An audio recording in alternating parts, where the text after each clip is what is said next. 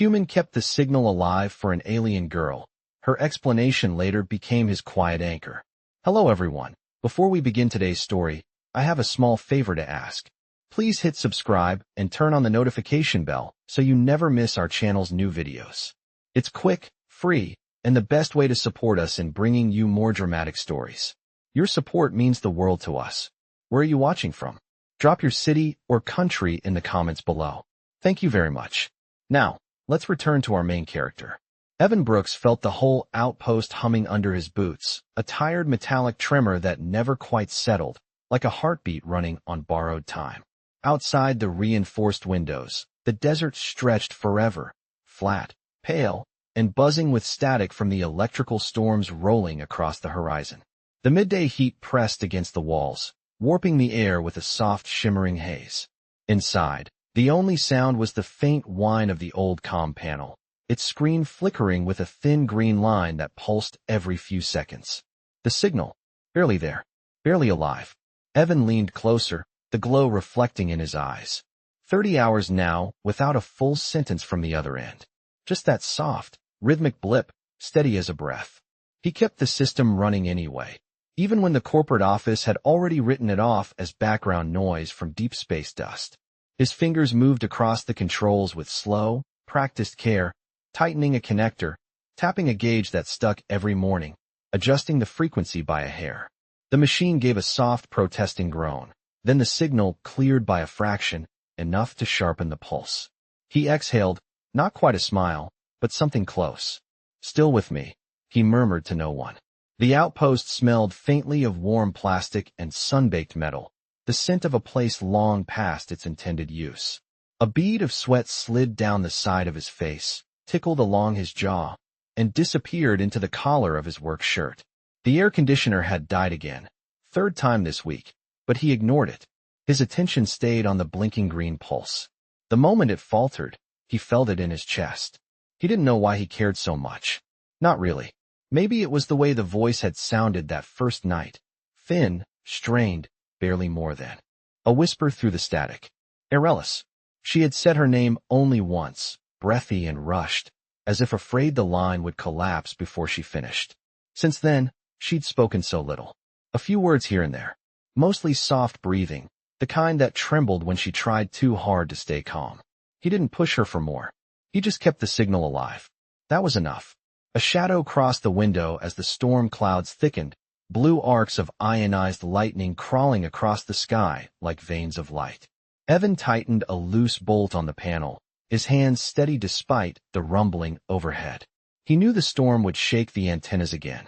He also knew he wouldn't leave his post until it passed. The green pulse blinked. Softer this time. Evan held his breath, adjusting the dial with a careful twist. The pulse strengthened. He let out a slow sigh, chest easing. Got you, he whispered. In the quiet heat of the outpost, with the world outside crackling with electricity, that faint signal felt like the one steady thing left in his life, something fragile, distant, and impossibly important.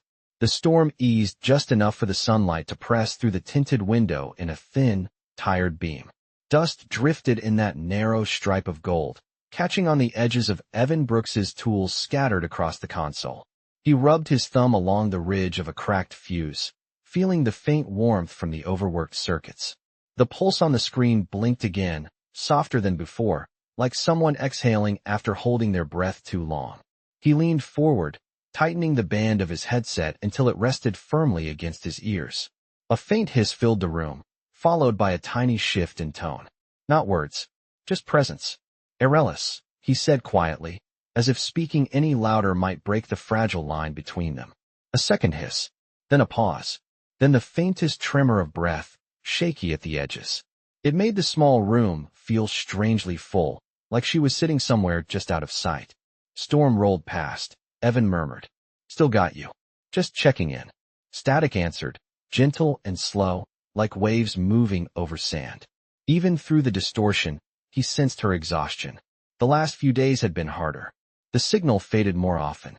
Sometimes she fell silent entirely, and he waited, listening to the empty channel until the pulse returned.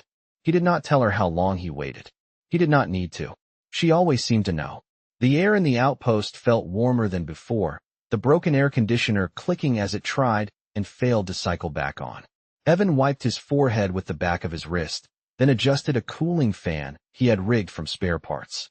The blades rattled, then steadied, sending a thin stream of air across the console. "There," he muttered. "Better for both of us." Soft static trembled in his ear, almost like laughter, but too faint to be sure. He found himself smiling anyway. A tiny blip interrupted the hum, sudden enough to make him sit straighter. He tapped the gain control, bringing the sound forward. A soft voice edged through, fragile as frost on glass. "Evan."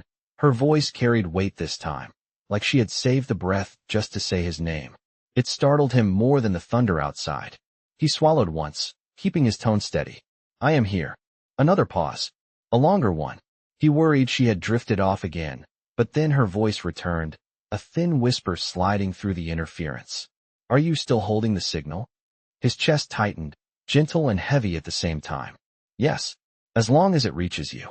The old transmitter hummed harder under the strain, its casing warm under his palm. He steadied it with one hand, instinctively shielding it from the slight vibration in the floor as the outer antennas adjusted. Beyond the window, the storm moved farther out, leaving streaks of pale blue light rippling across the sky.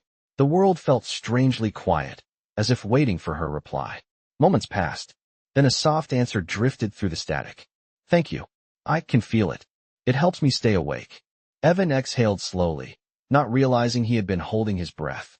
He glanced around the lonely room, the peeling paint, the dim lights, the forgotten equipment. Somehow, with that faint voice reaching him across a gulf of stars, the place felt less empty.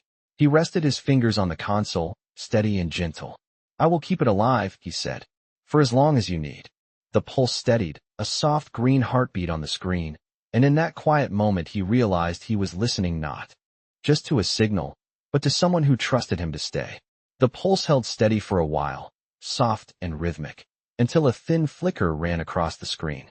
Evan Brooks shifted his weight, leaning closer, his fingertips brushing the worn metal frame of the console. The outpost had grown warmer as the afternoon sun pressed against the exterior walls, but he barely noticed the heat. A faint crackle filled his headset, then a gentle sigh threaded through the static, almost too quiet to catch. "Evan." Arelis's voice trembled, not from fear exactly, but from effort, as if each word had to cross an immense distance. He adjusted the gain knob, careful not to jolt the fragile connection. "I am here," he said, steady and low.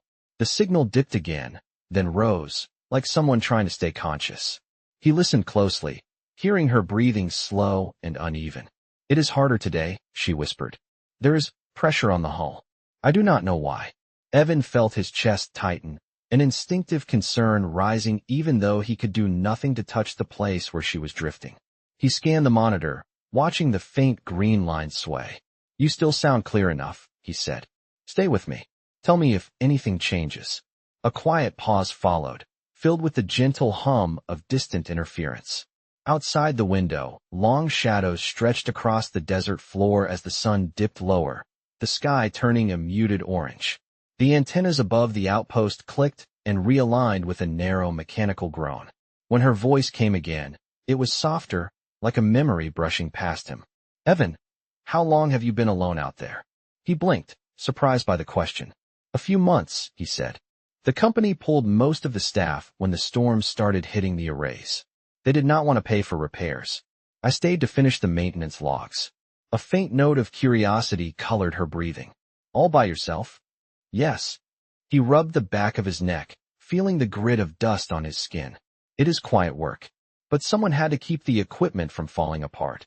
"Is that why you stayed?" she asked, gentle but steady. The question hung in the warm air. Evan stared at the blinking pulse, searching for the right words, though he knew she would hear the truth more in his silence than anything he could say. "At first, yes," he finally answered. "But then the signal came in." "Your signal?" Her next breath trembled like the faint shimmer of starlight on calm water. "You kept it alive," she whispered. He did not respond immediately, tightening a loose wire on the side of the console, grounding himself in the familiar weight of machinery. A slight tone warbled through the channel, and he tapped the dial to stabilize it. "No one should have to face the dark alone," he said.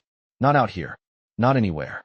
The signal steadied again, a quiet heartbeat across the void. For a moment, neither of them spoke.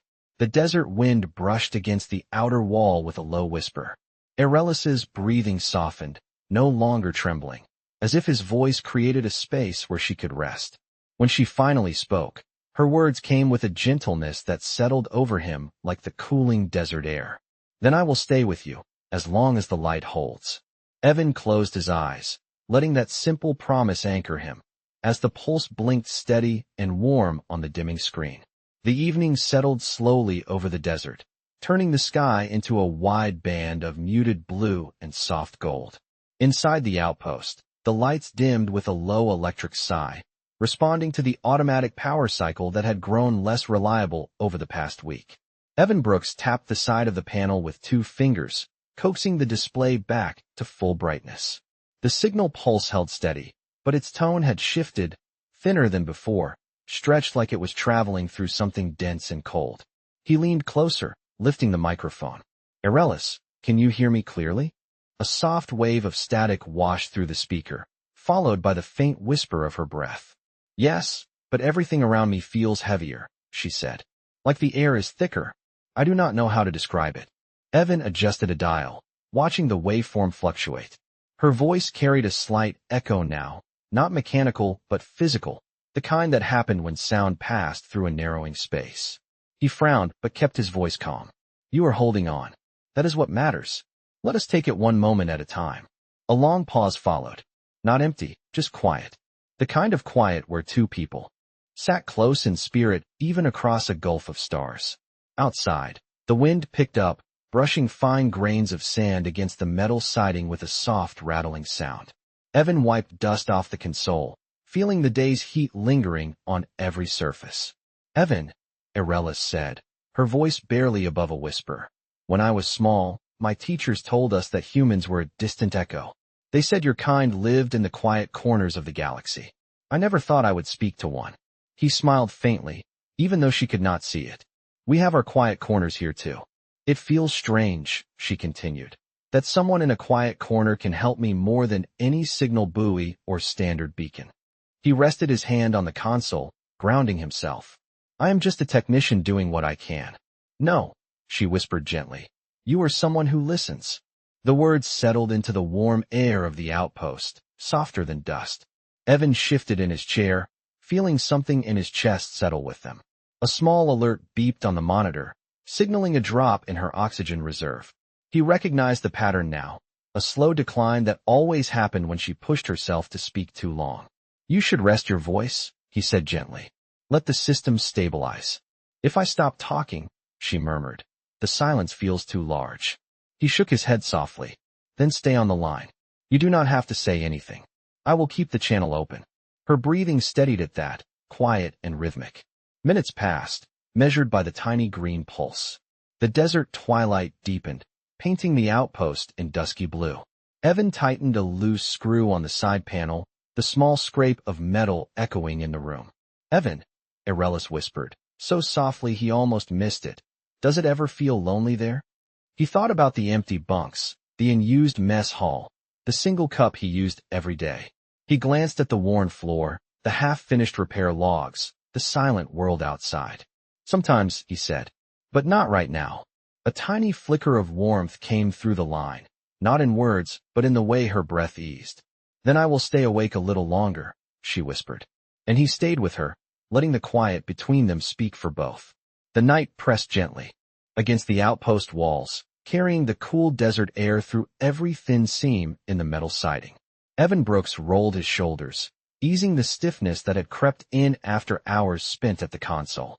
The dim lights cast long shadows across the floor, stretching toward the single window where the sky shimmered with a faint band of starlight. The signal pulsed steady and soft, like a heartbeat settling into a calm rhythm. He tapped the edge of the panel, more out of habit than necessity, then leaned forward as the gentle hiss of the channel shifted. "Evan," Arelis's voice floated through, quieter than before, but with a softness that wrapped around the room. He adjusted the gain, bringing the fragile clarity of her breathing closer. "I am here," he answered. His voice carried the same steady tone he always used for her, warm enough to hold her attention, quiet enough not to overwhelm the delicate connection. A soft pause followed. He could almost picture her listening, gathering the strength to speak. "You said earlier that you do not feel lonely right now," she whispered. "Is that still true?" Evan glanced around the deserted room. The worn control panels, the old coffee mug sitting near the corner, the faint hum of electronics working harder than they were designed for. The place had never felt more empty. Yet something inside him eased at her question. "Yes," he said. "Still true." A faint sound drifted through the channel, almost like the brush of fingers along fabric. "Then I am glad," she murmured. "I worried that I was taking too much of your time. You stay awake longer because of me." He shook his head, though she could not see it. "I stay awake because I want to. You being here, it makes the hours feel different." The silence that followed was not heavy. It felt like a warm blanket gently settling over both ends of the line.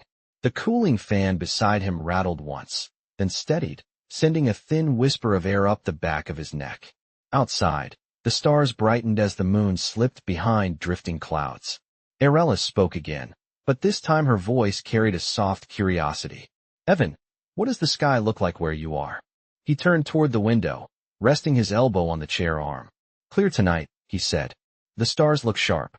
The kind of sharp that makes the sky seem bigger than usual." She breathed in quietly, as if trying to imagine it. "I like the way you describe things," she said. "It helps me picture where you are." "And where are you?" he asked gently. Her answer came slowly, as if she had to reach for it. "Cold," she said. "Quiet. There is a thin glow outside my viewport, but it does not warm anything. It is like drifting inside a dream." Evan felt a faint ache in his chest, the kind that came from wanting to help when nothing physical could be done. "You are not drifting alone," he said. "Not while this line is open." Her breathing steadied at that, soft and warm through the static. "Can you stay with me a little longer?" she asked. "Of course," he said. He adjusted his chair, settling in. The pulse blinked softly on the screen, green and steady. And for the first time that night, the outpost felt less like an empty metal box in the desert and more like a place where two distant worlds met in the quiet space between heartbeats. The early morning light slipped through the narrow window, pale and cool, settling over the outpost like a quiet reminder that the long night had finally passed. Evan Brooks rubbed his tired eyes, the soft glow outlining the edges of the console where the signal pulse blinked with its familiar steady rhythm. He lifted his headset, adjusting it until the slight static shifted into clearer tones. Arelis's soft breathing drifted through, warm despite the distance. "You stayed," she whispered, her voice carrying the faint rasp of exhaustion. "Of course I stayed," Evan said. "You asked me to." A gentle hum vibrated across the line, almost like she was thinking before speaking. "Humans," she murmured, "are different from what I was taught. You choose connection even when it serves you no benefit." He leaned back in his chair, letting the cool air of the morning brush against his neck. "I do not think it is about benefit," he said. "Sometimes people just choose to be there." A longer pause followed, filled with the quiet hum of electronics settling after hours of use. Outside, the desert glowed faintly as the sun rose, painting the horizon in soft shades of pink and muted gold. Arelis's voice returned, softer now, almost hesitant. "Evan, why do you help someone you have never seen?" He froze for a moment, not from fear, but from the weight of the question. It was one he had avoided answering, even in his own thoughts. His gaze drifted to the small dent on the console where he had once dropped a wrench, to the scratch marks on the floor from years of equipment being moved, to the single chair that had held him through countless quiet hours. "Because you are there," he finally said, "and because you needed someone on the other end of the line." The silence that followed was deep, but not empty. It felt like the quiet you heard when someone truly listened. "On my world," she said softly, "we do not ask for help unless it is necessary. Dependence is considered a weakness."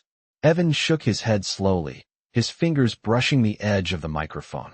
"Here, asking for help is a kind of strength." The pulse flickered gently, as if reacting to the warmth in his words. Arelis's breath trembled faintly through the channel. "If I had not reached out, if I had kept drifting, would you still have listened if I only sent the pulse?" "Yes," he said without hesitation, "even if you never said a word."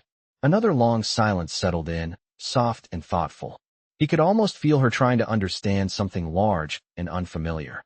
"Evan," she said, "what do you gain from this?" He smiled faintly, letting his shoulders relax. "Not everything has to be gained," he said. "Some things just exist because they should." The faint hum of her breath deepened, almost like a sigh of realization. "Where I come from, we call that a paradox," she whispered. "Helping without expecting. Staying without obligation."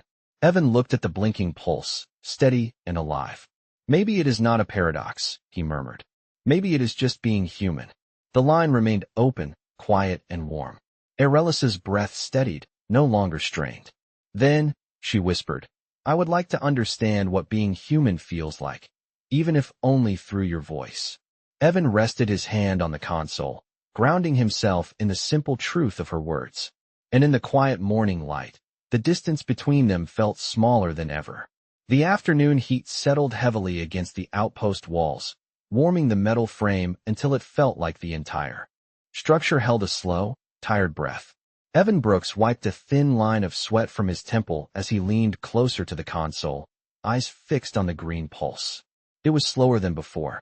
Not weak, but strained, like something far away was pushing against an invisible weight.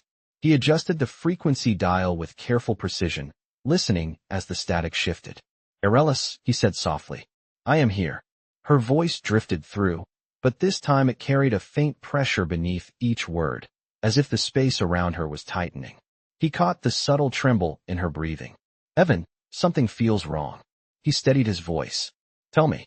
A soft hum, broken at the edges, filled the channel. "The walls, they are colder. The lights flicker. There is a low tone under everything, like the ship is sinking into something."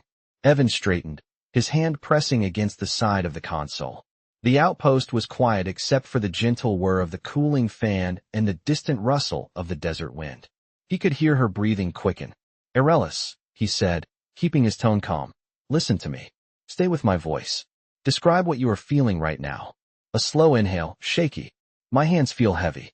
My chest feels tight. And the silence outside the viewport is thicker than before. It feels like the stars are fading." He closed his eyes for a moment, grounding himself. "You are not fading," he said. "You are speaking to me. That means you are still here. Hold on to my voice." The pulse blinked, once, then again, slower. Evan leaned in, adjusting the gain. The console emitted a soft buzz as it compensated, pushing more power toward the transmission. "Evan," she whispered, "if the energy fields collapse, the ship will drift into the dark. I do not know if the emergency systems can hold." His breath caught for a moment. Not fear. Determination. He reached for the manual override panel beneath the console, flipping open the worn metal cover. The old equipment inside hummed weakly, the circuits warm to the touch. "I can boost the transmission strength," he said. "It might help stabilize your navigation relay. It is old tech, but it could reinforce the signal enough to keep your systems awake." Arelis's voice trembled. "That could damage your equipment." "It will be fine," he said, even though he knew it. Might not be. He pulled a cable free, rerouted a secondary coil, and pressed the terminals into place. The console vibrated gently, a low hum filling the room. The pulse brightened for a moment, then steadied. Arelis exhaled softly. "I can feel that," she whispered. The pressure eased. "Good," Evan said, allowing himself a quiet breath. "Stay with it." The desert outside shifted from gold to a soft, muted reddish tone as the sun dipped lower. Shadows stretched across the sand like long, reaching fingers. Inside, the outpost lights flickered once, then stabilized as the old system pushed harder than it was built to. Arelis spoke again, her voice clearer but filled with something deeper. "Evan, why would you risk your systems for me?" He rested both hands on the console, letting the warmth of the humming circuitry steady him. "Because you are not alone out there," he said. "And I will not let your signal disappear." Her breath caught softly through the line, full of quiet emotion that wrapped around him like a gentle warmth. "Then I will hold on," she whispered. "For you." And as the pulse blinked steady and bright, Evan realized that this connection, fragile as it was, had become the one thing he could not imagine losing. The evening deepened into a muted violet haze as the desert wind shifted, carrying a soft whisper across the outpost walls. The dim overhead lights flickered once, responding to the strain on the power grid, then steadied with a tired hum. Evan Brooks sat forward in his chair, elbows braced on the console, eyes fixed on the pulse display. It glowed brighter than before, but the rhythm had a subtle unevenness, like a heartbeat trying to keep steady against something unseen. He tightened the headset on his ears just as Arelis's voice slipped through the static, faint but unmistakably present. Evan, the pressure is changing again. He inhaled slowly, keeping calm. Describe it to me. What do you feel now? A soft pause. Then her voice returned, low and edged with uncertainty. It feels like the ship is drifting into a dense field. The outer panels vibrate when I move. The navigation display shows nothing, just a white haze. Evan adjusted the frequency, watching the signal flare momentarily brighter. You are still reaching me. That means you are not lost. Not yet, she whispered. But I am close. To the boundary of something. I can feel it pulling. The console buzzed as the old circuits worked harder under the rerouted power. A faint warmth spread beneath Evan's palms, a reminder that the system was carrying more load than it ever should. He eased the pressure of his hands, listening as her breathing wavered. Evan, she said, softer now. You spoke before about choosing connection without expecting anything in return. I have been thinking about that. He leaned toward the microphone. What about it? A slow inhale came through the line, as if she was gathering the courage to step into unfamiliar territory. My people are taught that survival depends on independence. That attachment weakens focus. That emotion distracts from logic. But you have stayed with me through every moment of fear.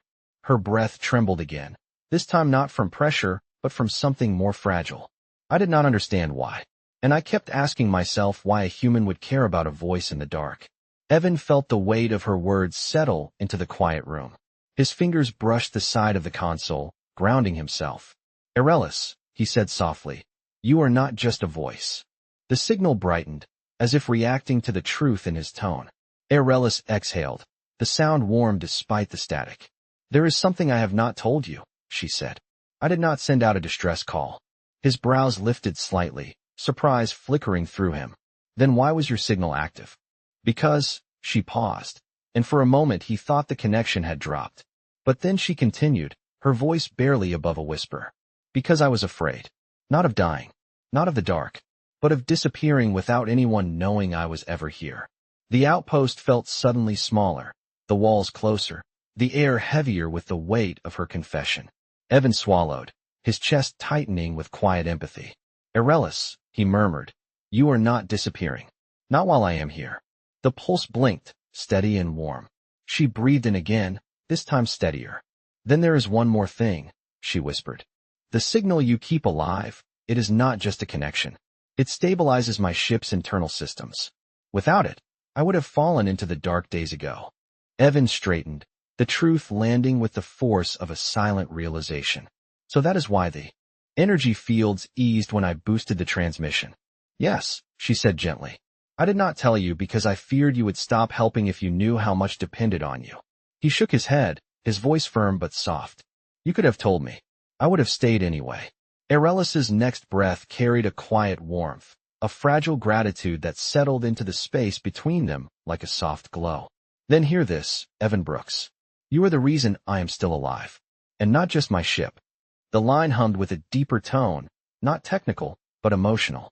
You kept me anchored when I had nothing left to hold. And as the pulse blinked steady on the dimming screen, Evan realized the truth had been waiting in the silence all along.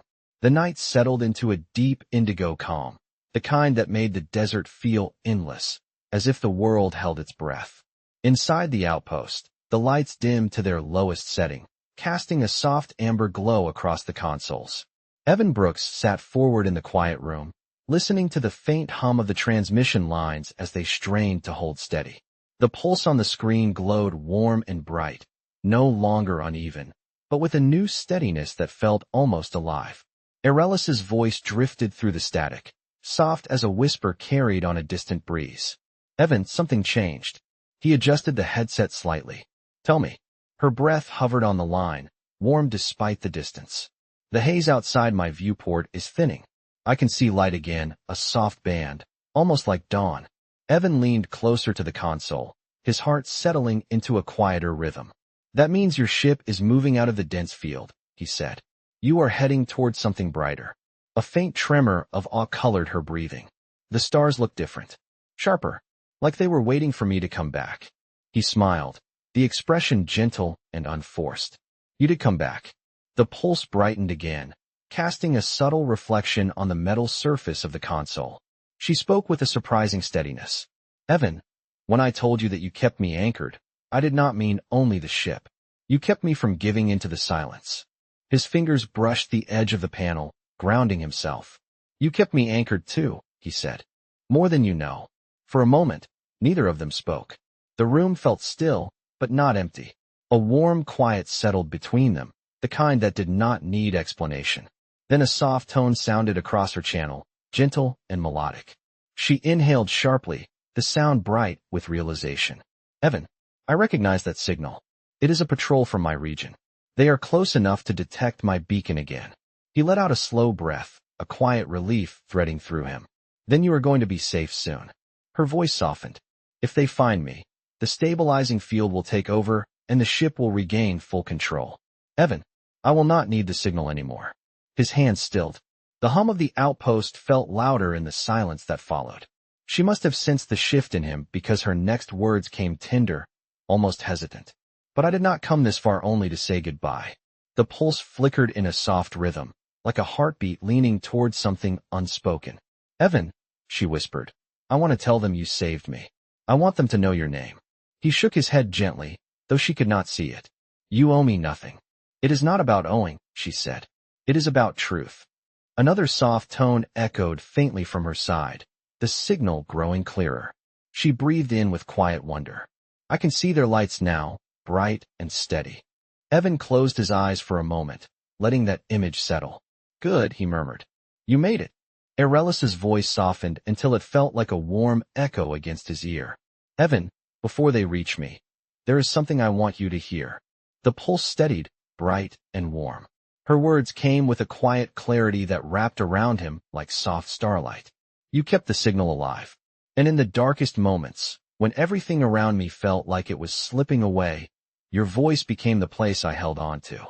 My quiet anchor. The channel filled with a soft glow of static, warm and fading gently. Her breath lingered for one last moment. Thank you, Evan Brooks. And as the signal dimmed and the room fell into a deep, meaningful silence, Evan sat in the soft amber light, realizing that some connections do not disappear. They simply continue on in the quiet places, where two distant worlds once met.